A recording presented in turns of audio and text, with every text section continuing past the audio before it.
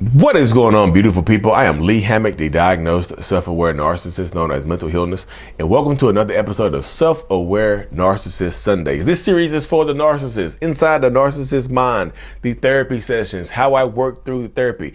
I'm a diagnosed narcissist, y'all, and I've been in psychotherapy for 6 years. And this series right here is where I share my inner workings, my experience, helping other narcissistic people. I've been talking to a lot more narcissists in my one-on-ones, my one-on-one coaching here lately. And I actually like it. I love it.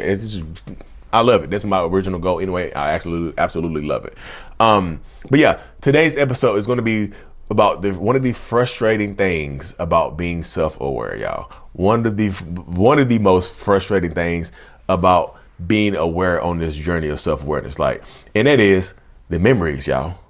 The things that you have done in the past that kind of haunt you. Because even me in my own personal life right now, I'll be having a good day, and then something that I've done in the past will pop up out of nowhere in my mind. I thought I had healed it. I thought I had worked on it. I thought it was past. Randomly, I'll be driving down the road or I'll be working on something. I'll be filming a YouTube video and something that I've done 6 months ago, 6 days ago, 6 weeks ago. That all mixed up order. 6 days ago, 6 weeks ago, 6 months ago, 6 years ago pops into my head. And I started beating myself up about it. I was like, oh my goodness, I can't forget it. I can't remember. I can't believe I did that. Self-awareness, y'all, becoming self-aware of your narcissism or your toxicity or your mental health stuff can bring you some pain. And that's what I tell people, self-awareness is not easy. Some of the people seem to think it's this easy road of, I'm aware now. You see what I'm saying? But it doesn't work that way. Awareness is step one, but you have to deal with the stuff that comes along with being aware. Now, you have these memories and these thoughts of some of the bad things that you have done. It's kind of like the ghosts of Christmas past. You ever seen Charles Dickens, The Ghost of Christmas Past, where they with Scrooge, and they come back, the ghosts of past, present, and future come out there and change his life. The ghost of past comes back for narcissists. It's like the ghost of past takes you back and just, hey, you remember you did this horrible thing 6 years ago? Oh my goodness. Your mind buries this stuff, y'all. It's kind of like a lot of times narcissistic people or people who've been through trauma repress things. Your mind blocks out certain memories to protect you. Your mind is there to protect you a lot of times. So it does these things to protect you. It buries these memories down deep in your subconscious mind to protect you. But every once in a while, especially when you become self-aware, things memories kind of bubble to the surface. You see what I'm saying? It's like, oh my goodness, it's gonna be a horrible analogy, y'all. But it's like, things that you throw to the bottom of the ocean. If you tie a cement block to something, and throw it to the bottom of the lake, sooner or later, and you tie it with a chain, sooner or later that chain is gonna snap, and that whatever you threw to the bottom of the ocean, the bottom of the lake, is going to float to the surface. That's what it is right there. It's just like these memories have been buried down so deep that the chains are snapping. Your self-awareness makes the chains snap and they float to the surface. It's like like I said, you just swimming in the lake of self-awareness. It's like, oh, this is a self-aware lake. It's just, it's the buoyancy out here is crazy. I'm floating in the lake of self-awareness, but I only have to tread water. And then bloom, what's that? Bloom. Old memories they bubble to the surface, bloop, and they pop. Oh, I thought I buried you a long time ago. Your past comes back to haunt you, and this can be, it can be horrible. It can make you feel, it can change the mood of your whole entire day, unless you learn how to deal with it. Because I used to hate it, y'all. I still hate it now when it happens randomly, but now it's just like, okay, this is how I heal. This is how I move forward. I have to deal. This memory is coming to the surface for a reason. You see what I'm saying? It's coming for a reason. It could be a warning or it could be a sign of good things to come. It could be a warning to guide you. Like, hey, look, you about to make the same mistake over. You already done this before. You about to make the same mistake over. Don't do this. Here's a memory. Remind yourself of this.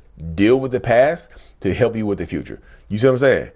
Dealing with the past can help you with the future in this situation right here. It's bubbling to the surface because it needs to be dealt with. Or it could be a warning of something bad to come. Like, hey, you're going down the same pathway you went down previously. Don't do it again. Or it could be a sign that you're healing. Your mind could have repressed it a long time ago Your mind could have repressed this memory a long time ago because you were not ready to deal with it. But now it's floated to the surface of this lake of self-awareness. It's floated to the surface, right? In this lake of self-awareness, because your mind is like, hey, I think you're ready for this. So let's release this. Let's make room for new memories. Let's make room for healing. Like, it's too much stuff at the bottom of this lake. You've thrown too many memories in the bottom of this lake. You've chained up too many memories in the bottom of this lake of your mind. Like, we repressed too much stuff. It's like, okay, I don't want to remember this anymore. You tie a brick to it, throw it in the lake. Tie a brick through it, throw it to the lake. Tie a brick through it, throw it to the lake. But your mind is like, okay, the bottom of the lake is full. Let's start releasing some of this stuff. Blue, something bubbles to the surface, and it could be a sign of things are getting better for your mind. Yeah, it's a lot. It could be a lot to deal with. It could be extremely stressful because you're in a moment of time. You're like, I don't want to deal with this right now. But you're at the point now. You're like, okay, I don't want to deal with it right now. But damn it, I'm ready. You see what I'm saying? You ready to deal with it. So you take it head on. You fight it. You go head on with it. You battle with it. So right now, it's like, it could be a sign that your mind thinks that you're healing. Like, you're ready for the next step. Because I truly do not think that you can move forward with the future, any kind of healing or recovery journey as a narcissistic person. I don't think you can move on forward with the future without dealing with the past, without handling things that have happened in the past. You can't. I don't think it's possible. I know people going to hear, you can argue with me like, well, Lee, that's wrong. I could absolutely be wrong, y'all. I don't mind. That's the thing about me. I don't mind being wrong. You know what I mean? I don't mind being wrong. I have a problem with being disrespected, but I don't mind being wrong at all. That's not how my mind works. I'm fine with being wrong. Trust me. But that's why I tell so many people, like, you have to deal with it, y'all. You cannot move forward with any type of healing, you can be self-aware, but you can keep repressing stuff. But when you're throwing more, if you're not dealing with the trauma and you're just like, oh, I don't want to deal with this right now. You're throwing more things into this lake. You're throwing more things into this lake of self-awareness. The lake, y'all, the lake is going to be full. Sooner or later, you're not going to have any more room to throw stuff out there. You're going to have to deal with it. There's no more room. This stuff is going to be on, it's going to be layers on top of layers, on top of layers, on top of layers.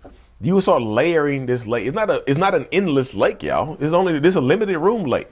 It's a private lake. It's a very private lake, but it's not a huge lake. So, and it's not very deep. It's like 8 feet deep. So sooner or later, once the bottom level is full, you're gonna start throwing stuff in the lake, and it's gonna be on the surface immediately. You're gonna try to turn your head. You're gonna turn your head to it and not want to deal with it. But it doesn't work that way. You cannot heal, you cannot heal or get better if you keep turning your head to stuff. Stop throwing stuff in the lake, y'all, because sooner or later you're gonna overwhelm yourself.